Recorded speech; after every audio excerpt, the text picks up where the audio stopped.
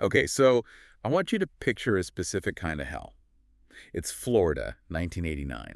Right. And I don't mean the Miami Vice pastel suit, cocaine cowboy version of Well, Florida. this is the other Florida, the one Yeah. you drive through to get somewhere else. Exactly. We were talking about the I-75 corridor. It's this swampy, humid, concrete vein just running right down the center of the state. It's a whole different world, a gritty, transient world. Yes. You've got cheap motels with those flickering neon signs that just buzz louder than the crickets. You've got truck stops that smell like diesel and stale coffee, and this humidity that you can basically, wear like a heavy coat. And it's in that world, on the shoulder of that road, with her thumb out, that we find a woman who is about to single-handedly dismantle the FBI's entire playbook on serial killers. Aileen Wuornos. Aileen Carol Wuornos, a name that for a lot of people just became the definition of female serial killer. The damsel of death. That's what the tabloids called her, right? That was the one. And look, we've all seen the movie. We've seen Charlize Theron in Monster. We know the caricature, the sort of gritty, tragic, violent woman. But that's just it. It's a caricature. It is, because we have this massive stack of documents in front of us. I'm talking trial transcripts, FBI profiling notes from people like Robert Ressler, psychiatric evaluations, biographical records, and it tells a much, much messier and, frankly, a much more uncomfortable story. It really does. So the mission today isn't just to, retell the murders like some campfire ghost story. Right. It's to try and answer a very specific question. Was Aileen Wuornos a predator, a cold-blooded killer born bad, or was she a weapon created by 1,000 different failures, a victim who finally snapped? Or maybe both. It is the ultimate nature versus nurture cage match. And honestly, when you look through these files, it seems like both sides were trying to kill her from day one. It really does. I mean, Why, most right? female murderers, historically speaking, they kill for financial gain, right? Yeah. The Black Widow archetype. Exactly. Or they kill in domestic settings, spouses, boarders, their own children. They're what profilers call angels of death. They often use poison, very quiet methods. It's about proximity and opportunity. Right. They don't usually stand on a highway with a .22 caliber pistol and execute 7 men execution style. Statistically speaking, that's a guy thing. It is. That's a male pattern of expressive predatory violence. Wuornos hunted strangers. She was the aggressor on the road. She completely subverted the narrative of the damsel in distress, the female victim. She became the damsel of death. She became the wolf. But, and this is the core of her story, as we peel back the layers of her life, that line between the wolf and the wounded animal, it gets incredibly blurry. So let's unpack this. Uh-huh. Because to understand the woman standing on that highway in 1989, we have to go all the way back to the beginning. And looking at these source materials, tragic doesn't even begin to cover it. It Yeah. feels like the universe was throwing bricks at her before she could even walk. Well, if we're going to start at the foundation, the nature part of the argument, we have to start with her birth. Aileen Carol Pittman, born February 29th, 1956. A leap year baby. It's such a quirky little detail for such a dark story. It is. But the genetics she inherited were anything but quirky. We have to talk about her father, Leo Pittman. This guy, I read his file and I actually shuddered. He wasn't just an absentee dad. He was a monster in his own right. He was a nightmare figure, just a truly awful person. Leo Pittman was a diagnosed paranoid schizophrenic. Okay, so there's the biological component right there. That's a huge one. But beyond just the clinical diagnosis, his behavior was horrific. He was incarcerated for the kidnapping and rape of a 7-year-old girl. Oh my God. He never met Aileen. He was in prison when she was born, and he eventually hanged himself in his cell in 1969. Aileen was about 13. So let's pause there. We hear schizophrenia, and a lot of people think, hearing voices. But in terms of genetics and criminal profiling, what does that actually mean for Aileen? Is she inheriting a so-called crime gene? There isn't a single crime gene per se, but there are heritability statistics we just can't ignore. We know that if a parent has schizophrenia, the risk for their child developing it is significantly higher than the 1% in the general population. It's closer to 10 or 15%. Okay. But it's not just about the potential for psychosis. It's about the underlying brain structure. It's about impulse control, emotional regulation, the ability to process stimuli without becoming overwhelmed. Things like the MAOA variants, the so-called warrior gene, which is linked to aggression.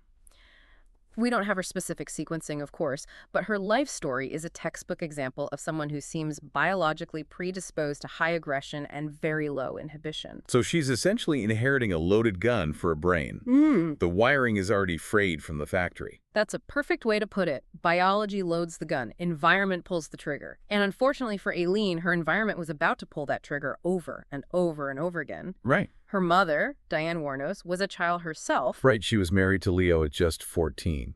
14 years old. She gave birth to Aileen's older brother, Keith, at 15, and then Aileen at 16. Just babies having babies. And by the time Aileen is 4 years old, Diane just vanishes. She walks out. She abandons Aileen and her brother Keith, leaving them to be raised by her own parents, Lori and Britta Wuornos. And this is where that rescue narrative just completely falls apart. You usually hear grandparents took them in and you think, oh, good, stability, a safe haven. Not here. No. Lori and Britta Wuornos were not exactly baking cookies and reading bedtime stories. Far from it. This is where the nurture aspect of the equation completely collapses. The home was toxic. Both grandparents were alcoholics, and by all accounts, very severe alcoholics. But it went beyond that, didn't it, the abuse? Oh, yes. Beyond the substance abuse, there are consistent and later corroborated reports that the grandfather, Lori, was horrifically abusive toward Aileen. Physically and sexually. Yes. The sources are pretty graphic. She alleged he would force her to strip, that he would beat her with his belt for any minor infraction. It's the kind of trauma that doesn't just hurt you, it completely rewires how you view human contact, especially from men in authority. Absolutely.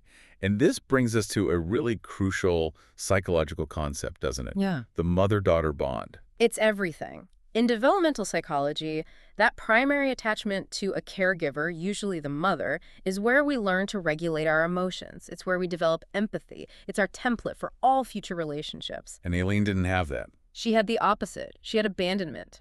And worse, she had deception. Because for the first decade of her life, she and Keith were raised believing their grandparents were their parents. They thought their mother, Diane, was their older sister. Exactly. Can you imagine that? The level of betrayal when you finally learn the truth? They didn't find out until Aileen was about 11. That is just catastrophic. It's a soap opera twist. But in real life, the psychological damage of that, the people you trust as your foundation are liars. Your sister is the mother who abandoned you. It shatters your whole sense of reality. It does. It causes what some psychologists call primitive dissociative defenses. When the trauma is that deep and that early, the child's mind learns to just detach, to split off from reality as a survival mechanism. Build a wall. A very thick wall. And sadly, this period of dissociation coincided with her introduction to sexual activity. By age 11, she was trading sexual favors at school for cigarettes, for beer, for food. 11. Most kids are trading baseball cards or, Lunchables. She's trading her body. It established a completely transactional view of intimacy.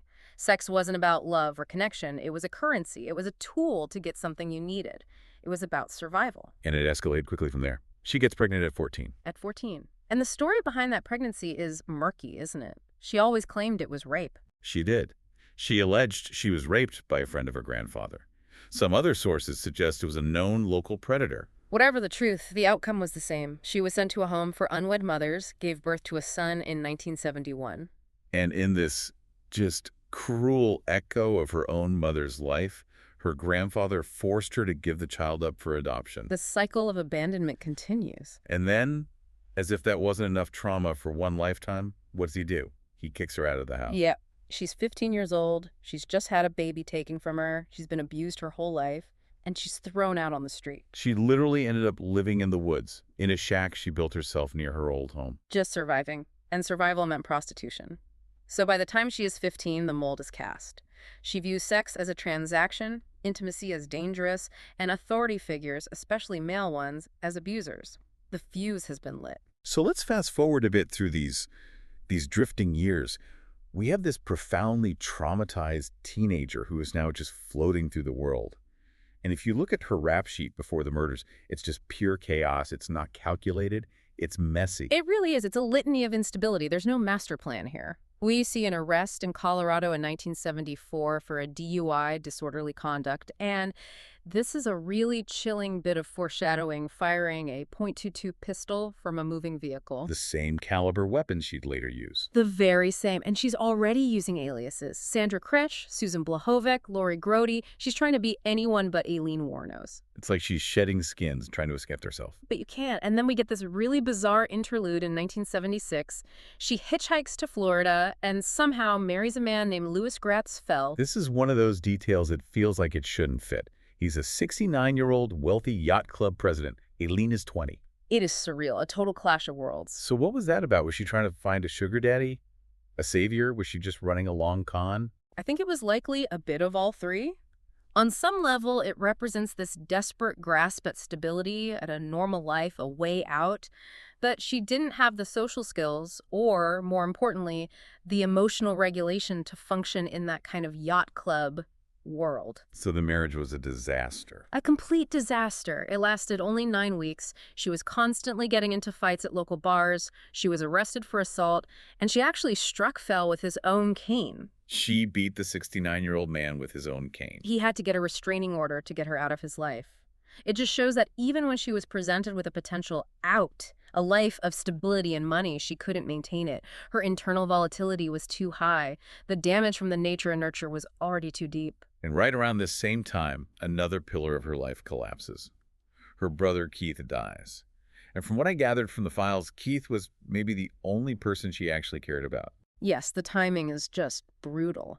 Keith died of esophageal cancer in 1976. And despite some disturbing allegations of incestuous activity between them in their youth, he was her anchor, the only other person who had survived that house with her. He left her some money, right? A life insurance policy. He did, $10,000. $10,000 in 1976. That's like, what, $50,000 today? That is a fresh start. That's get a small apartment money or go to community college money. It could have been. It absolutely could have been a turning point. But this next detail really highlights her impulsivity and her complete inability to plan for the future. She blew through all of it. In 2 months, the entire amount. She bought a brand new car and immediately wrecked it. She bought luxuries, she partied. There was no concept of tomorrow. It was all about immediate gratification, about soothing the pain right now. So she's back to zero. Drifting, sex work, petty crime, just surviving day to day. Until 1986. She walks into a gay bar called Zodiac in Daytona Beach, and she meets Tyria Moore. And we have to stop and really look at this relationship, because without Tyria Moore, the Aileen Wuornos story, as we know it, likely never happens. Why is that? What was so different about Tyria? Tyria was a motel maid. She was quiet, seemingly stable, and Aileen fell for her, hard. She later described their meeting in letters as love beyond imaginable. It was the first real reciprocal emotional connection she'd ever had. But the dynamic of their relationship was, well, it was kind of weird, wasn't it? Sure. Aileen wasn't just a girlfriend. She became like the provider, the husband. That's a great way to put it. She assumed a very traditional, almost stereotypically masculine provider role. She was the one who went out to work, and by work we mean prostitution, to earn the money. So she's bringing home the bacon, so to speak. Exactly. She went out every night to hustle, to pay for their motel rooms, their beer, their cigarettes, and Tyria stayed home. It sounds incredibly codependent. It was textbook codependency. For Aileen, her value was tied to her ability to provide. She was terrified of abandonment, remember her mother, remember being kicked out by her grandfather. She believed that if the money stopped, Tyria would leave her. So the pressure to bring home money wasn't just about paying the bills. No, it was existential. It was about keeping the only person she had ever truly loved from leaving her. And that pressure cooker is what eventually exploded on the highways of Central Florida. Okay, let's move to that explosion. It's 1989. This is where Aileen Wuornos transforms from a petty criminal into the monster the media portrayed. This is the killing spree. We are talking about 7 men murdered in the space of about 12 months, all middle-aged motorists picked up along the highway. The timeline here is critical, isn't it? Because it shows this terrifying escalation. It starts on November 30, 1989. The victim is Richard Charles Mallory. 51 years old, an electronics store owner from Clearwater. Now this case, the Mallory case, this is the one that complicates everything. Because Aileen always claimed from day one that this first killing was self-defense. Always. Her story never wavered on this point. She said he picked her up, drove her out to a secluded wooded area, and then brutally raped and sodomized her. So this is the moment where the narrative splits into 2 parallel universes. It really is. Universe A is the prosecution's story. Aileen is a cold-blooded highway robber who lured an innocent man into the woods to kill him for his car and his cash. Simple as that. And Universe B is Aileen's story. She was the victim.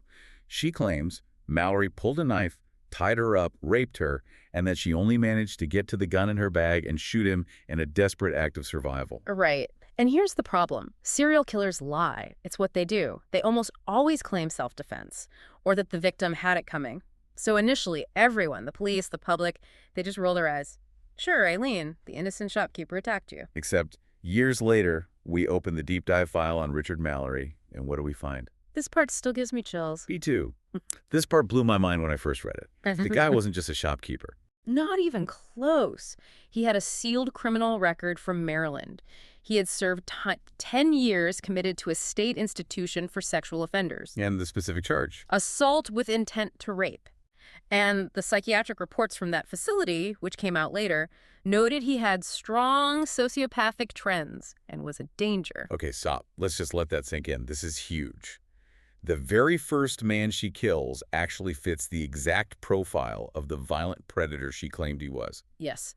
So it is entirely within the realm of possibility, I'd even say probability, that her first kill was a desperate act of survival against a man who was actively attacking her. She killed a monster. But she didn't stop there. And that's the tragedy, isn't it? If she had gone to the police right then, well, maybe they wouldn't have believed a prostitute over a shop owner anyway, especially back then. Yeah, likely they would have. But she didn't try. She didn't stop. It's like killing Mallory broke some kind of seal in her mind. The dam broke. After Mallory, the killings accelerated, and the self-defense narrative gets a lot harder to maintain. The next victim was David Andrew Spears, a construction worker. His body was found naked in the woods, shot 6 times with a .22. Then Charles Edmund Carskaddon, a part-time rodeo worker. His body was found wrapped in an electric blanket, badly decomposed, shot 9 times. The violence is escalating. Then there was Peter Abraham Seams, a retired merchant seaman. His body was never actually found, but his car became a key piece of evidence that would eventually lead police to her. After him, Troy Eugene Burris, a sausage salesman. Found in a ditch, 2 shots. Yeah. Charles Richard Humphreys, a retired Air Force major and, ironically, a former child abuse investigator. And irony is staggering. He was found fully clothed, shot 7 times. And finally, Walter Gino Antonio, a trucker and a reserve police officer, found nearly naked, 4 shots. 7 men. And you mentioned earlier that the FBI profilers were just scratching their head. How could they not be? This didn't fit any of their models. Not at all. Robert Ressler, one of the guys who literally wrote the book on serial killer profiling at the FBI, noted that Wuornos was the exception to every single rule. As we said, female killers don't typically kill in sprees. Explain that distinction again between a spree killer and a serial killer. So a serial killer has what's called a cooling off period between murders. It can be weeks, months, even years. A spree killer kills at 2 or more locations with almost no time break in between. It's more of a single, continuous event. Wuornos kind of blurs that line. She was a hybrid. In a way. And she used a gun, a .22 pistol or revolver. That is a very male weapon in the context of homicide statistics. Women who kill strangers, which is already incredibly rare, tend to use methods that require less physical confrontation. She controlled the environment. She was the predator. So she's out there for a year, leaving a trail of bodies along the highways of Florida. How did she finally get caught? Was it some high-tech CSI forensic breakthrough? Not at all. It was old-fashioned police work and, frankly, a lot of carelessness and a lack of sophistication on her part. It started with a car crash, right? It did. On July 4th, 1990, Wuornos and Tyria Moore were driving Peter Seams' car. They got in an accident, a minor one, but they panicked and fled the scene. Witnesses saw 2 women running away. That gave the police a description. 2 women, one blonde, one with darker hair, who were last seen in this victim's car. And then came the pawn shops. The pawn shops were her undoing. She was desperate for money for Tyria, so she started pawning items belonging to the victims, a camera that belonged to Mallory, a radar detector, some tools. And she's using her real name. Or an alias. She's using aliases, but the crucial mistake was that she had to put her thumbprint on the pawn slips. And when police started connecting the dots, they pulled those slips. They ran the prints. And a print from one of those receipts matched a latent print they had already found inside Peter Seams' abandoned car. And because she had such a long rap sheet for all those petty crimes. Her prints were already in the system. Suddenly they had a name. Well, they had several names, all her aliases, but they knew who their suspect was. So they know who she is. They start tracking her down. They do. And they found her in a place that's almost too perfect for this story. A grimy biker bar called The Last Resort in Volusia County on January 9th, 1991. And they just walked in and arrested her. Pretty much. And ironically, they didn't arrest her for the murders right away. They arrested her on an outstanding warrant for a concealed weapon violation under the name Lori Grody. They knew she was their prime suspect for the murders, but they wanted to build an airtight case first. And the key to building that case was the one person Aileen loved, the one person she was trying to protect. Tyria Moore. This is the ultimate betrayal in Aileen's eyes, and it's what breaks the whole case open. So what did the police do? They located Moore, who had fled to her family in Pennsylvania. They approached her, and they offered her a deal. Full immunity, no charges. All she had to do was cooperate. Yeah, she took it. She took it. They brought her back to Florida, set her up in a motel room, and had her make a series of recorded phone calls to Aileen, who is now in jail. That is just brutal police tactics. Terry is on the phone, probably reading a script or being coached, pleading with Aileen. Help me clear my name, Aileen. They think I was involved. They're going to charge me. Exactly. It was pure psychological manipulation. And Aileen, sitting in that jail cell, hearing the panic in Terria's voice, she bought it completely. She wanted to save her. It was the only thing she cared about. On the tapes, you can almost hear her mind working. You can hear her realizing what she has to do. She decided to fall on the sword. On January 16th, 1991, she confessed. She told the investigators, I killed those men specifically to save Tyria Moore. But even in that confession, she stuck to her story about Mallory. For all of them initially. She maintained her narrative. They all tried to rape me. She claimed self-defense across the board. So now we go to trial. And this is where the legal system really comes down on her with its full weight. The prosecution makes a strategic choice to try her for the Richard Mallory murder first. It was a very strategic choice. But here is the legal twist that absolutely doomed her from the start. The prosecution used something called the Williams Rule. Okay, unpack that for us. What is the Williams Rule? Because it sounds like some kind of legal cheat code. It kind of is, in a way. In simple terms, normally when you're on trial for a crime, the prosecution can only present evidence about that specific crime. You can't bring in someone's past record and say, well, she robbed a bank last week, so she probably robbed this one too. Right.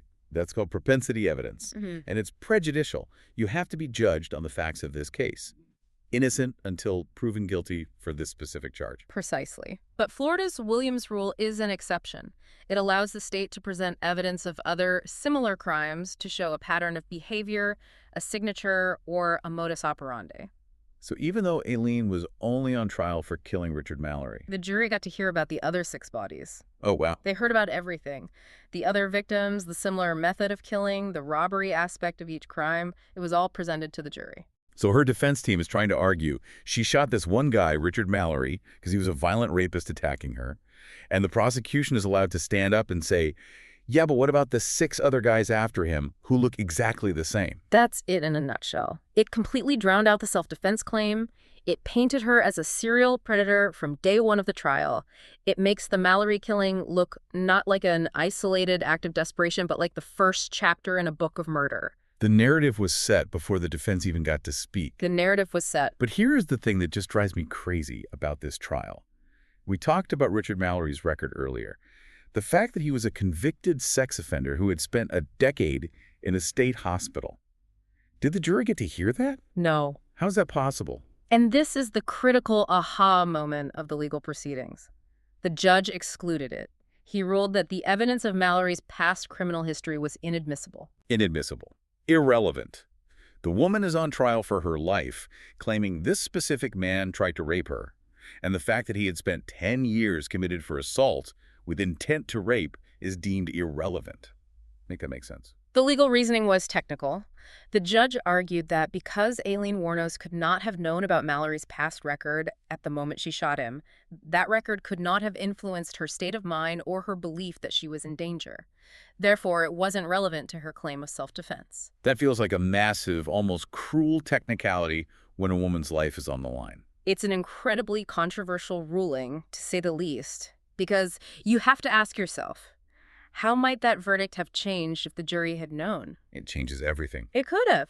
If the jury knew that her very first victim actually fit the profile of the violent attacker she described, it might have lent enormous credibility to her story for that first killing. And if they believe her on the first one, maybe they see the others differently. Exactly. If the first killing is seen as legitimate self-defense, then maybe the subsequent killings are viewed through a different lens. Not as cold-blooded robbery, but as a kind of trauma response, a PTSD-fueled preemptive strike against any man she perceived as a threat. But they didn't know, so they saw a pattern of murder, not a pattern of trauma. They saw a pattern of murder, they convicted her, she was sentenced to death. The court-appointed psychiatrist diagnosed her with both borderline personality disorder and antisocial personality disorder, but she was deemed legally sane and competent to stand trial. And after that first conviction, after the death sentence came down, she just kind of gave up, didn't she? The fight went out of her. She eventually pleaded no contest or guilty to the other murders. She told the court she wanted to get right with God. She ended up with a total of 6 death sentences. And her story started to change, too. It did. Over time, she began to recant the self-defense claims for the later victims. In interviews, she would say things like, "I robbed them cold as ice." She started to embrace the monster label. Do you think that was the truth finally coming out? Or was that her trying to own the narrative that had been forced on her? That is the million-dollar question, isn't it? She vacillated so much. One day it was all self-defense, the next it was all for money. Later, in her more paranoid state, she even developed this bizarre conspiracy theory that the police knew she was killing but let her continue so they could get a bigger movie deal out of her story. Wow. By the time she reached death row, her grasp on reality was slipping, and slipping fast. We have to talk about her behavior on death row, because this is where she stops being a person in the public eye and really just becomes this caricature of a mad killer. The decline was rapid and severe. You have to remember, she spent 10 years in isolation on death row. Solitary confinement is known to break even healthy brains. For a brain like Aileen's, which was already so damaged, it was like throwing gasoline on a fire. She became incredibly paranoid. Deeply paranoid. The prison records are filled with her complaints. She accused the prison matrons of tainting her food with dirt, saliva, and urine. She was constantly writing letters to the courts about it. And then she started talking about sonic pressure. Yes. This was one of her core delusions in the end. She claimed that the prison was using some kind of sonic pressure weapon on her, a machine that was crushing her head and controlling her mind. It sounds like classic paranoid schizophrenia, echoing her father's diagnosis. It does, but then she does something that totally confuses everyone. In the midst of all this paranoia and delusion, she fires her lawyers and volunteers for execution. She drops all her appeals. She wanted to die. She wanted off the ride. She was tired of fighting. She wrote in a 2001 petition to the Florida Supreme Court, and this is a direct quote, "I'm one who seriously hates human life and would kill again." That's a chilling thing to write. It is. And her own lawyers argued that she wasn't mentally competent to make that decision. They argued that her desire to die was a product of her psychosis, of the sonic pressure she believed was tormenting her. It's a very gray area, legally and ethically. Can you be competent enough to understand what execution means, but also be crazy enough to believe that sonic waves are crushing your head? The legal system in Florida said yes. A panel of state-appointed psychiatrists evaluated her for a few hours, and they concluded that despite her delusions, she understood the consequences of dropping her appeals. They declared her competent. And so, the date was set, October 9th, 2002. The execution itself, the details they're just so stark. They are. She declined a formal last meal, just drank a cup of black coffee. But her last words, they are perhaps the most memorable and haunting part of her entire story. Yeah, I have them right here. She looked at the witnesses and said, "Yes, I would just like to say I'm sailing with the Rock, and I'll be back, like Independence Day with Jesus, June 6th, like the movie, big mothership and all. I'll be back. I'll be back." Just listen to that for a second. Sailing with the Rock. A reference to a popular Christian rock song at the time. Independence Day. The movie. Big mothership. It is this tragic, bizarre word salad of religious imagery, 90s pop culture, and pure, undiluted delusion. It's not the defiant statement of a cold-blooded villain. No, it's the final, rambling broadcast from a mind that is completely broken. It really highlights how far gone she was. I mean, imagine your last conscious thought on Earth being about the movie Independence Day. It's tragic, but in a way, it fits her entire life. The real world had always rejected her, abused her, and discarded her. So in her final delusional moments, she cast herself as the star of a movie, the alien coming back in the mothership to get revenge. Aileen Wuornos, phoning home. Yeah. In the darkest way imaginable. But even after her death by lethal injection, she didn't disappear. If anything, she became bigger. She cemented her status as this dark cultural icon. The damsel of death. She fascinated the public because she was terrifying, yes, but also because her backstory was so unbelievably tragic. There's a conflict there that people are drawn to. You have someone like Nick Broomfield, the documentarian who made 2 films about her and spent a lot of time with her. Right. And he said that when she wasn't in one of her rages, she had this incredible humanity, but then you look at the cold, hard data, like the psychopathy checklist, the PCLR. The gold standard for spotting a psychopath. It is. And for context, a normal person off the street might score a 4 or a 5. A typical sociopath is around 20. The clinical cutoff for a true psychopath is 30. And Aileen's score. A 32. Oof, high score. Yeah. So what does that actually mean, though? Was she Hannibal Lecter? A cold, calculating predator. No, and that's the crucial distinction. The PCLR has different factors. Hannibal Lecter is a factor 1, psychopath manipulative, grandiose, without emotion, very instrumental and calculated. Aileen scored high there, but she scored even higher on factor 2. Which is what? That's the effective instability. Poor behavioral controls, impulsivity, a need for stimulation, irresponsibility. She wasn't plotting these murders in a dark room with red string on a map. She was a raw, exposed nerve reacting violently to stimuli. That explains what Broomfield was talking about. He said when she wasn't angry, she was charming and funny. But the second she felt threatened or judged, a switch flipped. The eyes would go wide, the voice would drop an octave, and she would become the monster. That's the borderline personality disorder clashing with the antisocial traits. A perfect storm of pathology. And that storm is why pop culture latched onto her and has never let go. Charlize Theron won an Oscar for playing her. Natalie Merchant wrote the song Carnival about her. Aileen actually requested that song be played at her own funeral. Seriously, I didn't know that. She was listening to Natalie Merchant on death row. Apparently. It speaks to that hidden vulnerability, doesn't it? And you have heavy metal bands, opera composers in San Francisco. Even Cardi B has referenced her. Why? Why the fascination? Because she represents the ultimate failure of our societal safety nets.